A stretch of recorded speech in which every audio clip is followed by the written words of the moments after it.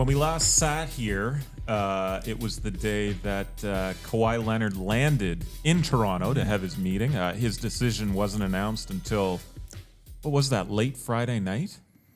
Yeah. And we talked about the NBA landscape before then, not knowing that what would happen with the Clippers. So today on the podcast, we've got more to discuss, more NBA to discuss as Kawhi Leonard and Paul George both go to the Clippers in, frankly, shocking developments. And potentially one other superstar left that might go somewhere. That is, of course, Russell Westbrook, who's now left with a team of scrubs. So he wants out. We'll talk about the odds for his next team and what all this means to NBA futures. Plus, Scrubs is a wildly underrated television show, by the way. Yeah, I used really to. funny. I think I used to watch that back in the day. Yeah. I Sorry think I for enjoyed breaking it. your train of thought. No, that's good. Also, what did you think of Scrubs? No didn't watch Scrubs. No Scrubs was also a great jam. Yeah, of course. TLC. Yeah. Who was your favorite member of TLC? Lisa Left Eye Lopez. Yeah. Without a doubt. Rest in peace. Yeah. Yeah. And she was married to Some guy she burned his Andre house down. Bad Moon Rising. Yeah. Was she married to Andre Rison? Yeah. It all comes back to sports. That's right. Everything does. You know, you say Andre Bad Moon Rison. I missed Chris Berman in the home run derby last night. Yeah. I know I'm all over the place right now. Sorry about that. Hey, man, But that's how what this the brain medium works. is for. Yeah. That is what the medium is for free-flowing conversation, stimulating conversation that we bring to you here on the Guys and Bets podcast. I, of course, am Andrew Avery here with Joe Osborne Hey-o!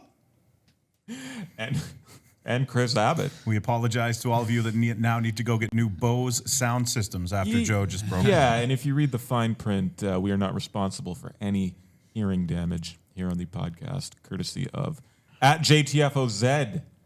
Yeah. We're also going to talk a little NFL. I don't know what you guys have brought to the table in terms of what 2019 looks like, but I've got an over pick and an under pick for win totals this year, and we'll get into that in just a little bit. But first things first, Kawhi Leonard and Paul George to the Los Angeles Clippers. And as we sit here today on a Tuesday afternoon, the LA Clippers are your favorites to win the 2019-20 NBA title, 3-1. Lakers right behind at 4-1. And then we've got the Bucks at 5-1, the Sixers at 8-1, and so on and so forth. A lot of hype around the two LA teams, and I'm going to say I can't wait for them to play each other. NBA is good at one thing. If the NBA is good at one thing, it is at creating storylines built around their superstars, and this is going to be one of them. But are people reaching here already claiming one of these teams from LA as champions? No, I mean, the Clippers were pretty good to start with. They were, the 8th seed or the 7th seed, I think, coming into the playoffs, and they won 2 games in the first round. So a solid roster there with a lot of depth, already pretty good defensively, half decent offensively, but you add those two guys, and yeah, they should be the favorite, absolutely. I'm happy he didn't go to the Lakers because the league has parity again. This is the thing I'm most excited for, is that there's parity league-wide now. I mean, we've spent how many years with the Warriors as minus money to win the NBA title, and now we have a bit of a more even playing field, and I think it's going to be very, very exciting. But you're right, defensively, especially on the perimeter, when you have Kawhi, Paul George already joining Pat Beverly to guard the perimeter on this team, that is a scary, scary thought. Yeah, but the Golden State Warriors are plus 1,400. I love it. That's insanity when you consider that it's not that far-fetched that they're going to be good again. Yep. They're going to be excellent. You know? They still have Steph. And Clay will be back. That's my bet right there. That's your bet to win the NBA title. Yes, sir. Well, first of all, why would I bet the Clippers or the Lakers at 3 or 4-1? I'm not. Not at this point. No. Right? I mean, they may eventually be the 2 best teams in the Western Conference or the NBA. I think East is in a little bit of trouble, but Philadelphia is a good long shot odds too. I wouldn't put money on either of those teams. I like Golden State at plus 1,400. So they lost Kevin Durant, sure, but they still. When does Klay Thompson come back? Is the question. January-ish? Late season. So maybe wait until he's about to come back to put the bet in, because their odds will probably get longer without him. Yeah, I wanted Kawhi to come back to Toronto, but it sucks for me that he went to the West because I think we were finally starting to see a tiny, tiny shift where the conferences were getting a little bit more even anyways. And the fact that we live on the East Coast here, I won't be staying up late to watch too many Clippers games, unfortunately. So, and, that will start to even out a little bit when Kevin Durant comes back in a year. But, the Western Conference remains the dominant conference in the NBA. Warriors 7-1 to win the West. Your guys' thoughts there? Clips plus 175, Lakers plus 250, and then you get the Dubs at 7-1. Well, they've lost a lot of depth, right? I mean, Iggy's gone. That bench, which is maybe, I don't know, underrated, properly rated, but Iggy and Sean Livingston, say what you will about Boogie Cousins, but he did have some pretty strong moments in the playoffs. So I don't know how deep they're going to be bench-wise. The thing is, the issue with that team, yes, they're waiting for Clay to come back. If Curry goes down with an injury, they're a lottery team without him. Who's going to be your second option after D'Angelo Russell? And that's always a big if, like if and buts for injuries. But I think they're going to struggle there a little bit. So I think they'll get into the playoffs, and they're going to be that team that no one's going to want to play in the first round. Yeah. Oh, no, definitely not. But when you talk about injuries, like Kawhi just last season took his time and paced himself and then played an absolute ton in the playoffs and obviously played to the very last game of the season and now is going to have to turn around in the fall. Like, is there going to be any collateral damage from the wear and tear he took from the playoffs to what he brings to the Clippers or how his body holds up this year? No, I think that's like part of the deal, part of the agreement with whoever he was going to sign with is that we need to work like a load management plan into next season and the season after that and the season after that because as I said, I think it was the last podcast or maybe the one before that, I hate load management. It's extremely unfan friendly, but it worked for him. And he was in the end. One of the most dominant playoff runs of all time. So I don't like it, but it worked for him. And yeah, I think you're going to see fans in Memphis and Atlanta and places like that when the Clippers come to town going to be very disappointed when an hour before the game they're going to say Kawhi is out due to rest. Yeah. It's the new NBA. And yeah, it was frustrating this year, when Kawhi Leonard, what did he play? 63 65 games. 65 games. He comes into Toronto and, there's a lot of hype and then you don't see him for a fifth of the regular season. But as we said, paid off. The guy was a monster come postseason and willed the Raptors to the 2018-19 NBA championship. Win totals were posted for both the Clips and the Lakers. He played 60. Games He played in the regular 60. season. Okay, so he missed 22. Played 24 in the postseason, 60 in the regular season. Clippers over or under 55.5 wins. So 55.5. They won 48 last season. That's a sharp number. I'd probably go slightly over, even though we can expect load management for both him and Paul George, who's coming off shoulder surgery. But I would go slightly over. They're such a good team and well coached too with Doc Rivers. So I would go over. Probably not a bet I'm making, but if I needed to, I would say over. Yep.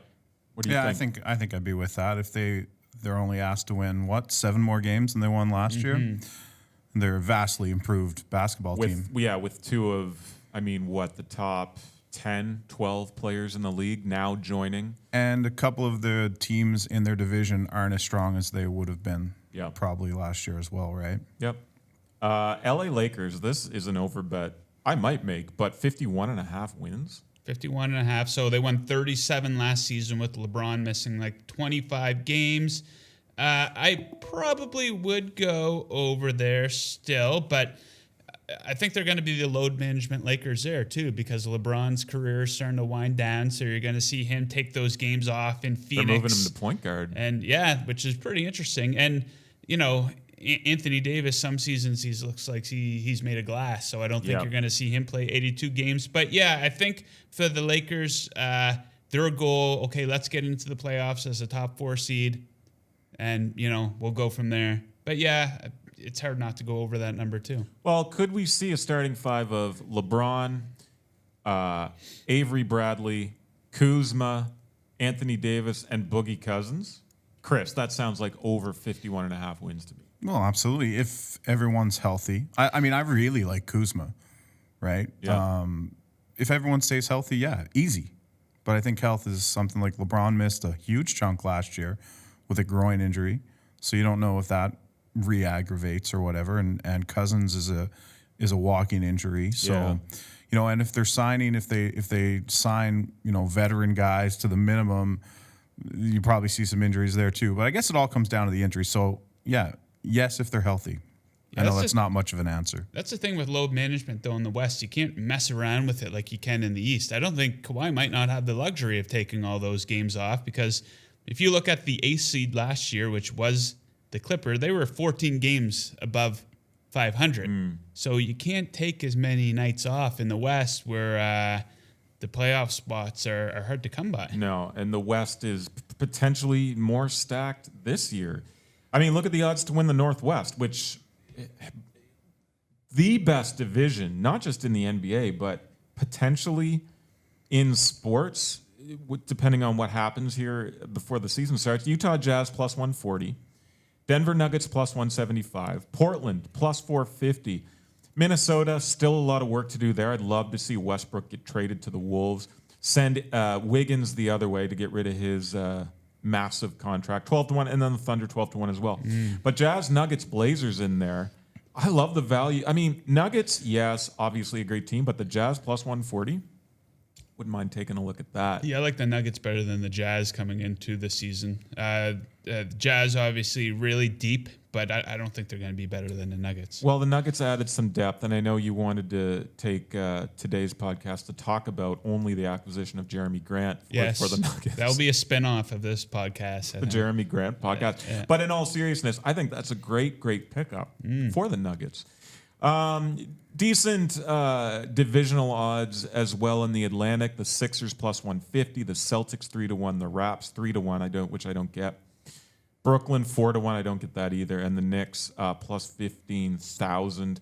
The Central, the Bucks, the clear favorite there at minus 350, and then the Pacific, a little bit interesting. Clips minus 125, Lakers plus 175, and Chris's Warriors 5-1. I don't like the sound of that. Chris's Warriors. Now everyone's off the Warriors. All of a sudden they're mine. It's not like I'm a huge OK City Thunder fan. No, I like the Warriors. I think, they did lose depth, and guys like Iggy.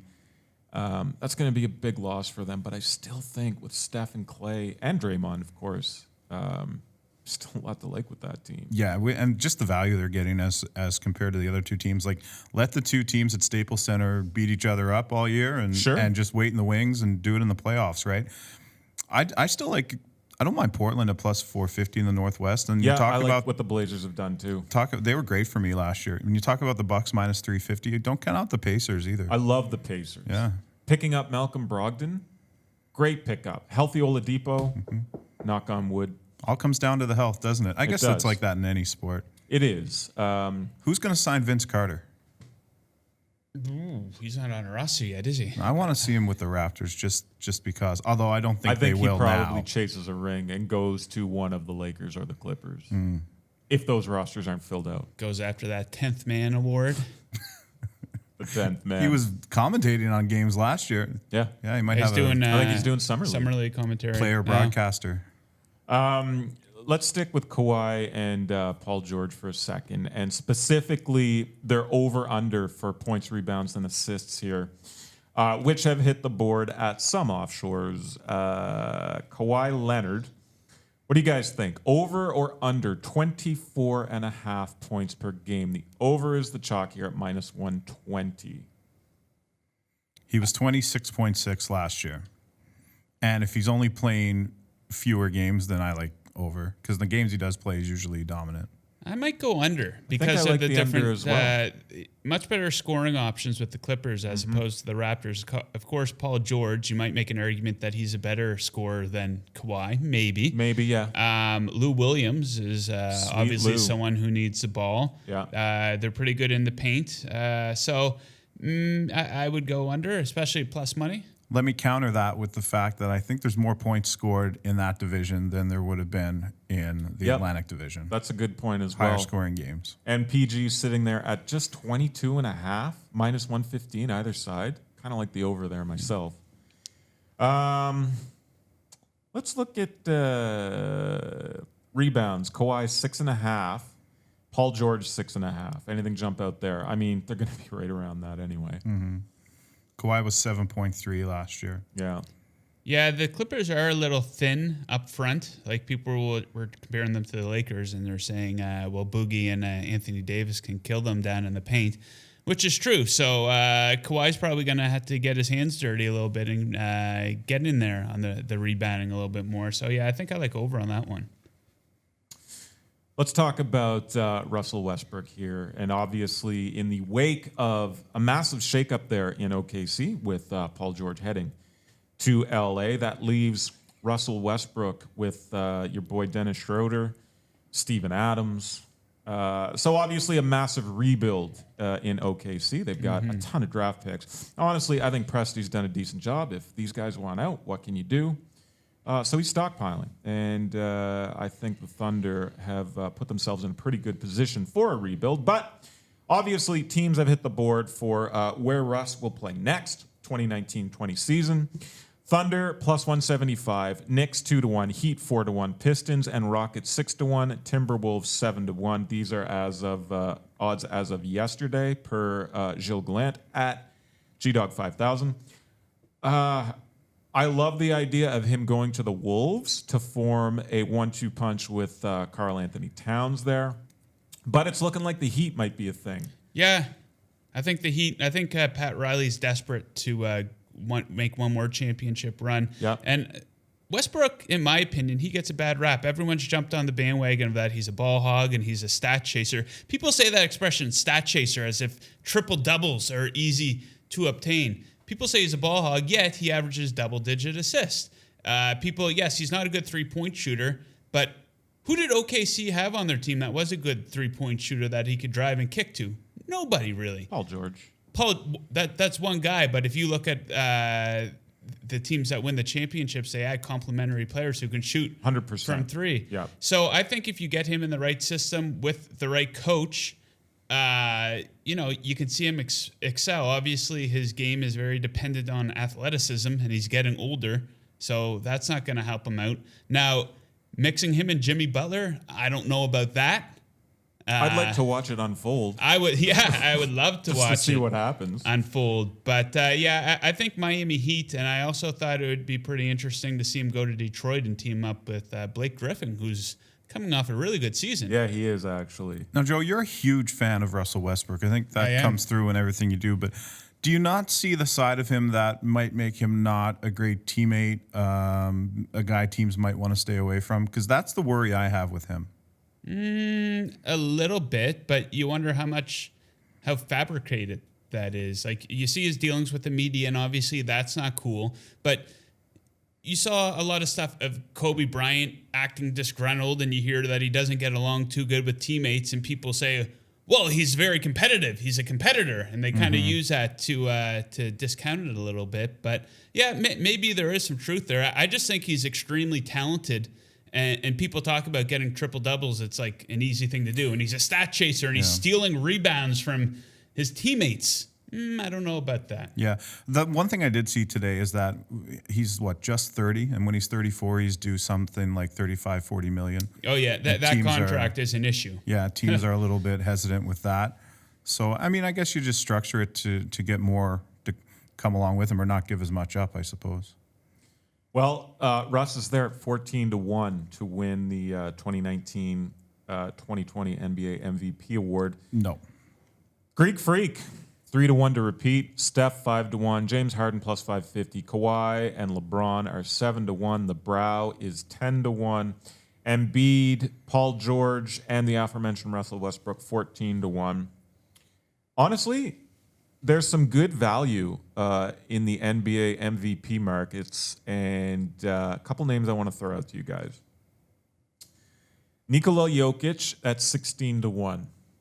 Well, yeah, he's obviously the man there. I don't think you have to worry too much about the load management issues. No. He's very hard to guard because he can score from anywhere on the court. And he has some of the best passing vision in the NBA. He's one of my favorite players to watch. I love a big man that can play with his back to the basket and either do a move in the low block or can dish it off. And when you got guys like Jamal Murray, et cetera, around you, I don't know. I think, and with as good as Denver was last year, I think they're going to be even better because him and Jamal Murray are both still young. I think that's good value. Another one I like is Doncic at 33-1 and Donovan Mitchell at 50-1. We talked about Utah last week on the podcast, and the biggest thing that they've done with adding all these players, Mike Conley, et cetera, to the Utah Jazz roster, it's now freed up Donovan Mitchell from having to carry the load on offense. They've now surrounded complementary players. Ricky Rubio couldn't score. Ricky Rubio can't shoot. Mike Conley can. He can penetrate. He can drive and dish. No pressure on Donovan Mitchell now.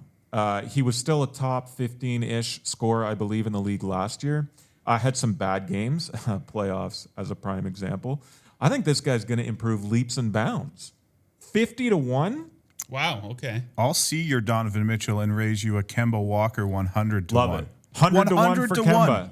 Okay. He's going to Boston where he'll get a lot more exposure. He scored 25 and it's the same points. thing as I just said about Donovan Mitchell. He was down there in Charlotte with nobody around him. He was the 12th leading scorer in the league last year. Okay. And he played for Charlotte. Talking me into it. And, I mean, for 100-1, it's worth a look, I think. Yeah. Worth a 10 sheet. He's going to Boston where he's going to get a lot more media attention. He's got a decent team around him there. Yep. And he could bring other guys up. And like Joe likes to say, he's a great locker room guy. That's supposedly that's the case. The coaching Players love staff him. there does a good job. And they're in a division now that is not going to be dominated by Toronto. Yeah. So I think between them and Philly and the Raptors battling it out, he has a chance to kind of rise up. Yeah, that is insane. Yeah. 100-1. I mean, this is a guy who's coming off an all-star season, one of the top scorers in the league. I think he's pretty clutch. Yep. And he's going to be on likely a top 4 team in the East. Yeah. You had mentioned Luka. I think he will take a big jump from I his think rookie so, to too. sophomore season, especially with he's going to have more scoring around him, so teams won't be able to focus their entire defensive game plan on him. He's another guy that can score from anywhere on the floor. Yep. So, yeah, both pretty good options, but I think I'm going to have to go back to my desk there and drop a little sprinkle on Kemba, 100-1. James Harden, it's 5.5-1, but I mean, he had a phenomenal year last year. He really, really did. Yeah.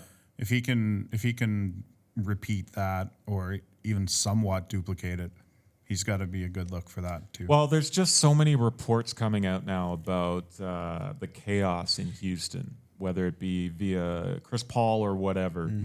I don't know what's going on there. It's like Joe said earlier when we were talking about a different topic. You don't know how much of this is just fabricated or blown up from nothing. So I don't know. I like watching James Harden.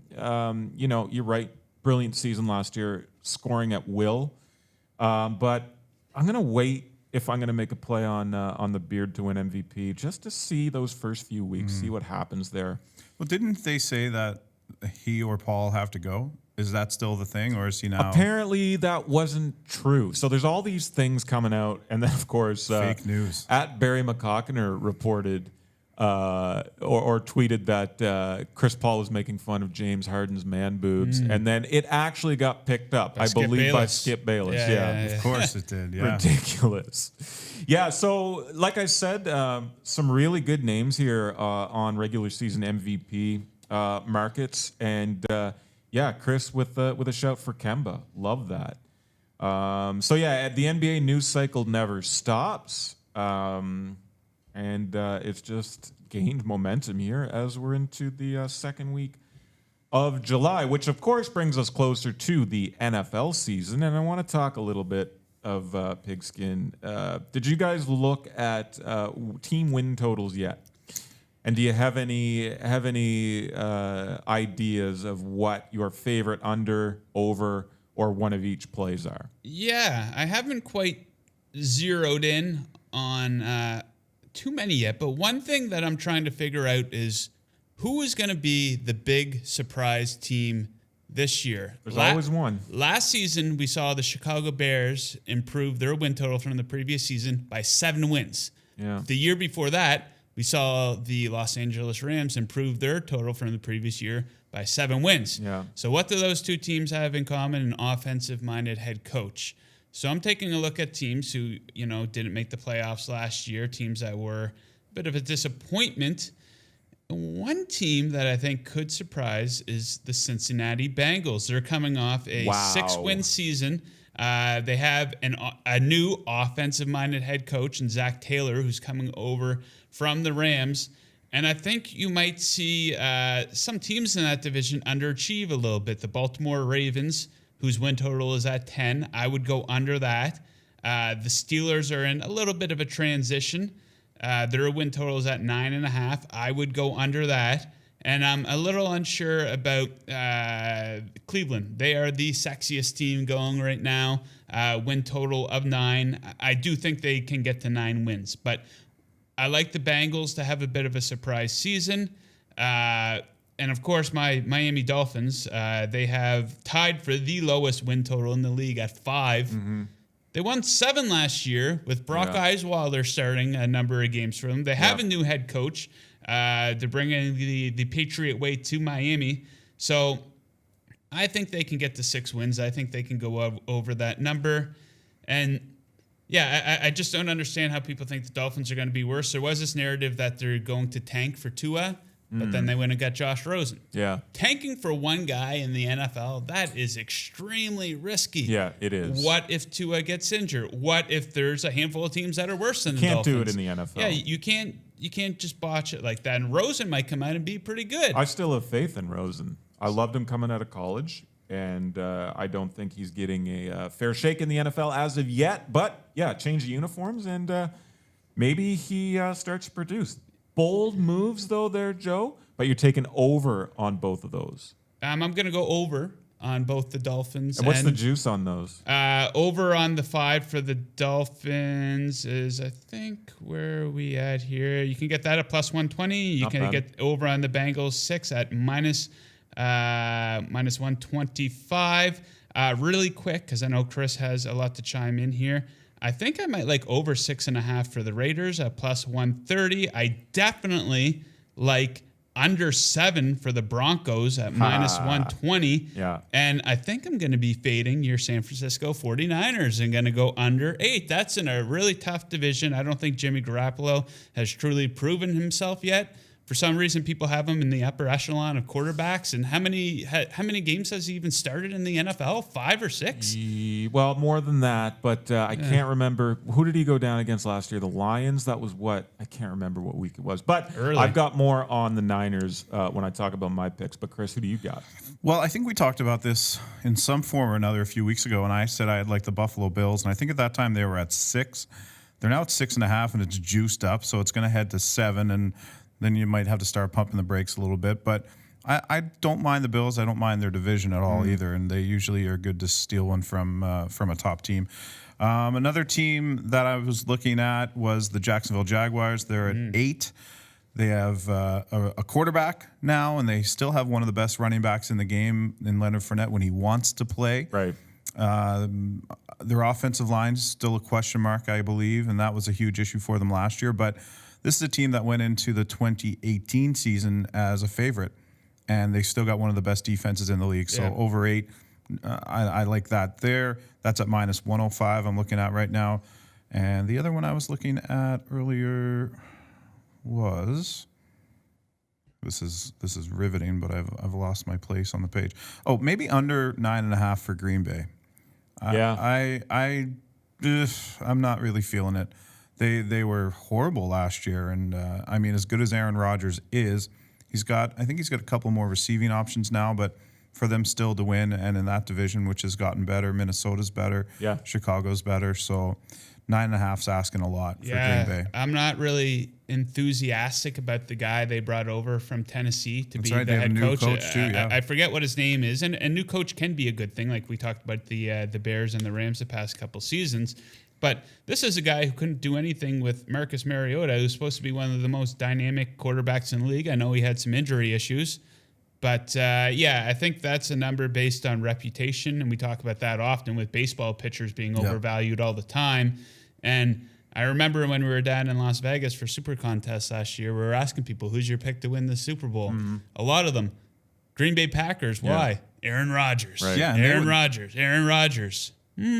They were tops on the odds list going into the season last year. They're 18-1 now back with the Pack. But yeah, it's a tough division, man. The Vikings, I think, will improve. I think the Bears are going to be back. Mm-hmm. The Lions, they'll be lucky to get to 500, but they'll give them a game.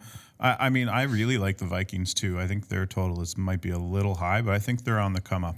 Yeah, just don't ask Kirk Cousins to play in a big game, right? Yeah. Sunday afternoon at 2:00, and it's not on one of the big networks or whatever. Yeah, he'll be all right. They started running the ball a lot more last year near the end of the season, and it was good for them. Obviously, less plays then too, and less chances for Cousins to mess up.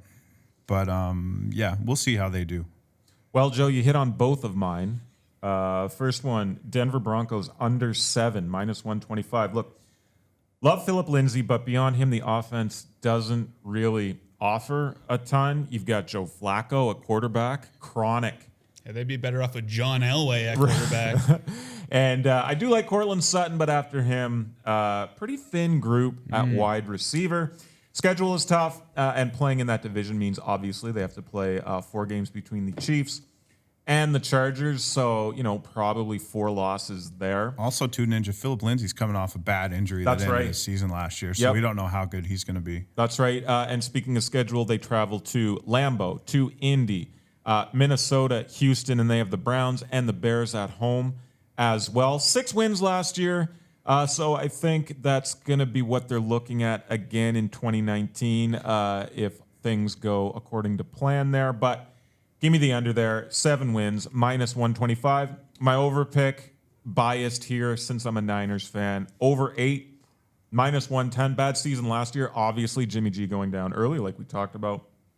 But still have faith in both him and Shanahan. Love the running back group in San Francisco. And, of course, the best tight end in the league, George Kittle. Wide receiver group isn't the best, but I do have faith in Dante Pettis.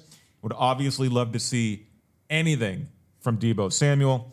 Obviously, a lot is going to hinge on that defense with Nick Bosa, D Ford, and Quan Alexander coming in. Very excited to see the pass rush there for my Niners. A lot to like with this team, and if they can stay on the field for the majority of the season, I think they have a good chance at this. They start the season with 2 winnable road games at Tampa and at Joe's beloved Cincinnati Bengals. So if they start 2-0, this bet is going to cash. I love it. I mean, you're right, though. There is a lot of... Are you being a fan right now? I tried to tiptoe the line carefully between betting with my heart and my head. But, I mean, look up and down the roster. This team has talented players. Yeah. Is there a tight end better than George Kittle? Statistically, there wasn't last year, was there? That's him due for 2 seasons, I guess, right? For sure. And I'm being a hater right now with the 49ers. And that's my thing for Garoppolo. It's just like the general assumption that, he's one of the top-tier guys. He got that contract, and it's like, okay, dude, let's see you do it for a full season once. Yeah. That's right. Yeah. Who was that and it's guy? not his fault he got injured. It's not his fault he was the backup to Tom Brady. Yeah. But let's see you do it for a full season once, You're and right. then we'll see how you make out. Who was that guy they brought in at the end of last year? Nick Mullins? Yeah, Nick Mullins. Is he going to make the team this year? I don't know. I mean, there's been... Last year was a circus with especially under center there. Yeah, it fell apart for them. Fell apart. But I just wonder what kind of leash Shanahan is going to be on here throughout the season.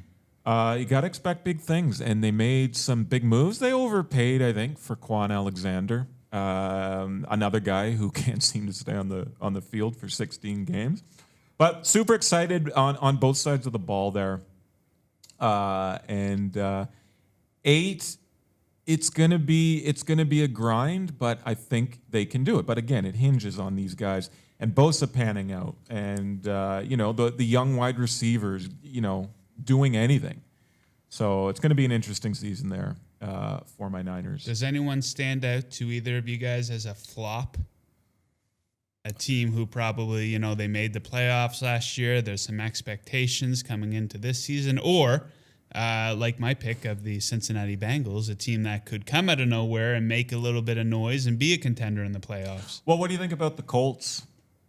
Did they punch above their weight last year? No, I think that they finished quite strongly. And I was thinking about them the other day. So, and that's kind of something I do. I like to see how teams finished off, like, the last third of the season. And the Colts, I don't know if anyone was better, at least in the regular season. They looked like crap in Kansas City in the playoff game, but they finished red hot. Andrew Luck is hot. He's healthy. Sexy. Andrew Luck, sexy. He was hot, just like the team. And he's an all right looking guy. Well, stay in that division then. Houston Texans. Yeah, I think 11-5. Yeah, they might be getting undervalued here. Their win total is only 8.5.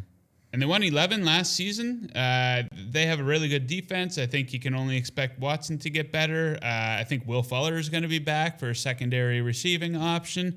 DeAndre Hopkins might be the best receiver. Yeah, he's my favorite player in the league. So DeAndre Hopkins, a lot of weapons. I think the Tennessee Titans will underachieve, but that division is going to be tough because I think the Jags, with Foles giving them some stability at quarterback, like they really underachieved last season. Yeah, they did. They had that win versus the Patriots, and then I think their season just basically fell apart after that. So I think you're right. I think the Titans are definitely in trouble. Another team for me that I'm curious, and I think they might be a little overvalued here, is the Baltimore Ravens.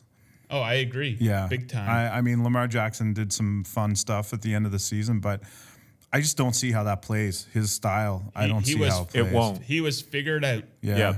They're going to stack the box against him. And Force him to throw the ball. Yeah, he can't. Yeah. He throws like me with my left hand.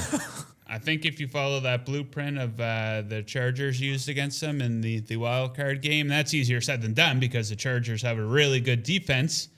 But, he can't throw the ball. So, if you have a pretty good secondary, you're going to be able to shut them down. I guess also sticking with that division, what happens with the Pittsburgh Steelers this year is another question. They're going to be interesting. Because they're hard, man. Roethlisberger's beat up. He is. He's old, man. Every time he's on the field. Towards retirement, and you cannot discredit a thing that Antonio Brown has done. He might be the best, if not the second best receiver of all time. Yeah. And everyone's high on Juju, as you should be, but you cannot replace that production of Antonio Brown. No. And what's their But backfield don't the going to look Steelers like? do it every year? They always have big production from wide receivers. Yeah. We've seen it ad nauseum with Ben Roethlisberger. They're the best team in the history of football at drafting wide receivers. And Juju kind of came out of nowhere. So I think there's probably some guy in their training camp that no one's ever heard of who's going to be this fantasy stud and, put up 1,000 yards and 7-8 touchdowns. Yeah, but you're right about Roethlisberger. Like, I like the guy. I like how he plays, but he moves slower and slower every year, every game. And it's only a matter of time before he gets hurt, I think. Yeah, and, Mike Tomlin is a bit of a liability. How is he still there? I agree. He makes some awful decisions. Yeah. Like, there's something to be said about stability, and I know the Steelers take quite a bit of pride in Bill Cowher was a coach for, a decade and a half before him, and he took over from a guy, Chuck Noll, who must have been there for 2 decades. So they take pride in the stability at head coach. But he has made some awful decisions, some awful calls, some awful challenges costing his teams timeout. So not only that and the personnel issues, like there seems to be a huge divide in the locker room, and I know some of that might be remedied with Antonio Brown gone, but I don't know, man. Like you said, he's one of the best. Yeah. You guys watched the All-Star Home Run Derby last night. What'd you think? It was awesome. The way Vladdy attacked those baseballs, man, that was scary. something else. It that was was awesome. frightening. Yeah. Yeah, sometimes you see these young guys get into the spotlight like that, and you can't blame them if they shrink or maybe they don't show up or maybe they get a little nervous. But man, did he ever show up? He showed up. And yeah, a lot of talk about him. Why is he in the home run derby? He has 8 home runs or whatever he has this season. Yeah, but he never came up for the first 6 weeks, Yeah. and he plays on a bad team. Hey, man, I agree. And the people that were saying stuff like that, like People just need something to complain about. totally. And speaking of that, there's a lot of talk in the wake of the last round between him and Pete Alonso that they need to change the format. So Yeah. what do you do? Yeah, I mean, head-to-head is definitely fun, but I like the format of just you have 8 guys in the top 4 advance, then the top 2 advance for, well, a big reason. Alonso had a massive advantage over Guerrero going into the finals because Vladdy needed to keep going into the sudden death rounds versus Jock. So his endurance was running out a little bit. So that gave Alonso a major advantage. So even though Vladdy hit way more home runs than him throughout the evening, Alonso went on to win. Also, they came on the air and they're like, okay, you can't throw the next pitch until the previous one lands. So much for that. Eh? And Pete Alonso's pitcher was like at the batting cages. It was like doop doop doop doop doop. And I'd be interested to see how many pitches he saw because he was just clubbing balls and the camera couldn't get back in time. And I mean, But I don't you care. I had money on Pete Alonso, so I'm happy. But they did not stick to their format You could see the umpire motioning the pitcher whenever he could throw at the the ball. beginning. But then he just was. Sometimes he'd be out of the screen, like, wow, what's the point of me No here, right? respect for the rules. No, none at all. But you know, disgusting. I mean, yeah. To me, Jock Peterson's a huge loser in this because he was crushing the ball. It was something to watch. It was man. beautiful. It was Yeah. some of the most thrilling television Yeah. I've seen in a few weeks now. Yeah. But yeah, that round between Vladdy and Jock was sick. It was very entertaining, and both those guys just pulling the ball exclusively, like just peppering the bleachers out there in left for Vladdy and right for Jock. But they talk about the juiced balls, Yeah. and like there was balls that would be off the end of the bat, pop up to the infield in a Yeah. regular game that were going out opposite field. And it was Oh, like, yeah.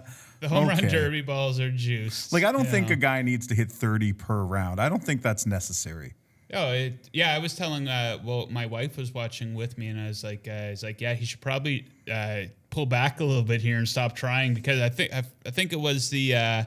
I forget what round it was, but I think Vladdy or Jock might have been Acuna in the first round when he reached 20. Yeah. I was like, yeah, he should probably pull back here and stop trying so hard right now. No, it's like when Vladdy got like 29 in the first round, and then Chapman was all but screwed. But if his dad could pitch, he would have had a chance. Painting the corners. Yeah. Before we sign off here, and we didn't discuss this when we were putting our notes together, but any MLB teams you're going to keep your eye on to bet when the second half of the season resumes? Anyone been, sort of mediocre at best, or that you expect to start winning ball games and making bettors money in the second half? Well, there's a few spots that I'll be on the lookout for. I'm actually writing an article. It will be up on OddsShark on Wednesday. So it's the most and least profitable bets of the first half, Okay. and which one of these will carry through the second half. And there's 2 that I have in mind. Rangers on the money line. They keep being undervalued. Yep. We saw them as an underdog in over half of their games over the last month, despite them being over 500. So I think that's one that I will depend on. They do have a really good offense. A few good starting pitchers that are flying under the radar, like Mike Minor and Lance Lynn. So I think you're going to see them at plus money, and if the numbers add up, I will jump all over it. And also, continuing to fade Chris Sale, who is the least profitable pitcher in baseball, and odds makers aren't adjusting. His ERA is almost more than double what it was last season. Yet, in his last 6 starts, he's been a favorite of minus 250 or more in all 6. So there's been no adjustment, and that bullpen stinks. Yeah. So that's 2 spots that I'll be on the lookout for. Yeah, the Red Sox, I just keep expecting them to get better, but they really don't. They're scoring lots of runs, so overs and team totals for the Red Sox are fine, but their pitching staff leaves a lot to be desired. In terms of a team that I think has to get better, that's the St. Louis Cardinals for me. They're only a couple of games out, but they're playing just over 500 baseball. They're too good to be like this. Their starting is Offense sucks. like guys like Shockingly Paul bad. Goldschmidt should be way better. Yadi Molina's not having the same year that he usually does. So I look for them to make some moves because to me that division is still wide open. any team like Cincinnati, Pittsburgh, St. Yeah. Louis, and the Cubs. Yeah, I'd love to see Pittsburgh hop in there, but I don't think that will be the case. They don't have the pitching, starting, or bullpen. I bet earlier at the start of the season that the Cubs would not make the playoffs, so I do not like the Cubs. I hate betting on them. I hate betting against them because every day when things look like it's lining up for them, they fall flat. Yeah. And the opposite of that as well. So, yeah, I think if NL Central, maybe the Brewers. I don't know. It's a hard division to pin down. One team, Ninja, that I talked about on Guys and Bets this week that's coming along is the Washington Nationals. Between Max Scherzer, Patrick Corbin, Steven Strasburg in the starting rotation. Yeah. And their bullpen has been better than it was. It would have been hard to get worse. Yeah, they're pretty brutal. So I think they're 6 games out of the National League East. So, and Atlanta, I think, has worse starting pitching. But I know you want to get ready to sign this off, but before we go, I know you're a huge soccer guy. Can we talk about the VAR in the Women's World Cup for a little bit? Sure. What did you think of that? Because it cost me money. Yeah, I mean, VAR is it's a finicky one, man. You want, in any sport, you want the right calls to be made. Okay? So I understand why we have replay in NFL and why we have replay in the NBA, which takes a ridiculous amount of time. So you want the right calls to be made. But there were a couple spots in the Women's World Cup where they'd go back to review it and came back with the wrong call, I thought, in my opinion. Yeah. So, I mean, yeah, VAR has cost me money as well. But as someone that's, I don't know, what are you, reasonably new to soccer betting? Yeah, I mean, I don't bet it a lot. What did you think of it, though? Well, to me, it was difficult, only because I lost. It did help me out later on. So let's start with the semifinal, England and Sweden. That was the semifinal, Yep. right? So Sweden gets up 1-0 early. Yeah. England is sucking. And I immediately bet Sweden over 2.5 goals. Boom, they score the second goal right after I bet it. And this was at like plus 275. So I was fired up. It's going to happen. It's going to happen. Then England comes back, makes it 2-1. Then I also had a goal scoring prop for Ellen White, and she scores. But she bumps the ball ahead with her arm, and they take it away on VAR.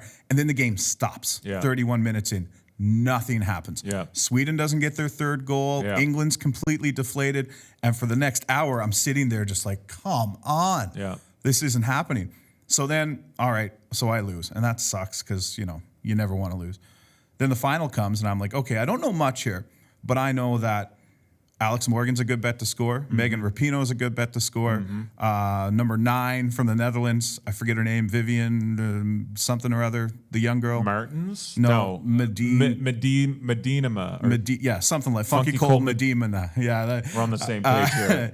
And so I had those 3 goal scoring props, and I had USA to be leading at half because, hey, they have scored in the first 12 minutes of every single game. They scored 4 in the first 15 minutes of the last final. Of course, it's tied at half. It doesn't happen. Alex Morgan doesn't score a goal. But then VAR gives me a Megan Rapinoe PK. So at least I gather a little bit on that. VAR giveth and VAR taketh away, it does. man. But you make a good point. I'm not a seasoned soccer bettor. So it's a good point to anyone who's listening or watching, like, don't go too crazy with stuff you don't know. Because later than that day, after the Women's World Cup final, I got into the baseball, made some of my money back, which felt good. But I got emotional about it, like just betting for the sake of betting. Joe, you and I have talked about this over the last couple of days.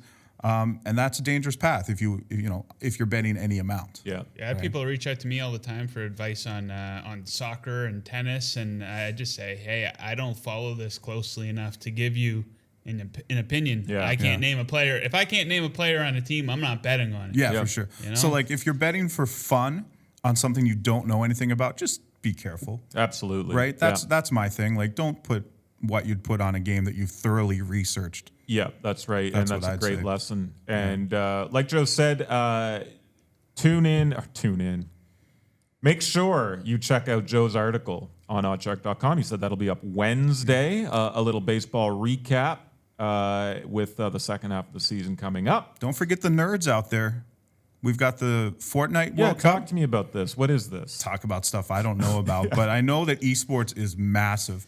It's an exploding market. And odds have come out for the Fortnite World Cup, which I think is like July 26th weekend. Okay. And our boy Ian McMillan has an article. Dusty, yeah. And it's apparently getting good Yeah. traffic. So, there are people out there that want to bet esports. So you can bet who's going to win, like your favorite. What are they called? Players? I don't know. I don't want to use the wrong terminology. But you can bet who wins. They all got the funky screen names. And we'll just be back playing NHL '94 on Sega Genesis. Yeah, I love my video games, but Fortnite is one that I can say I haven't played. If you do not watch Guys and Bets every day, Monday through Friday at noon Eastern, do so over on our YouTube channel. Follow these guys on Twitter. Joe Osborne is at JTFOZ. Chris is at Chris Oddshark. I am at Chalk_Ninja. Thank you so much for listening. Do us a favor, leave us a 5-star review so we can take it back to our bosses and we can continue to become a more established voice here in this medium for all of you out there, sports bettors. We all do it. We all love it. This is why we do it. Just like Uber, man. 5 stars. That's right. We will be back next week on the podcast. So keep your eyes peeled for that. Thanks for listening. Yeah.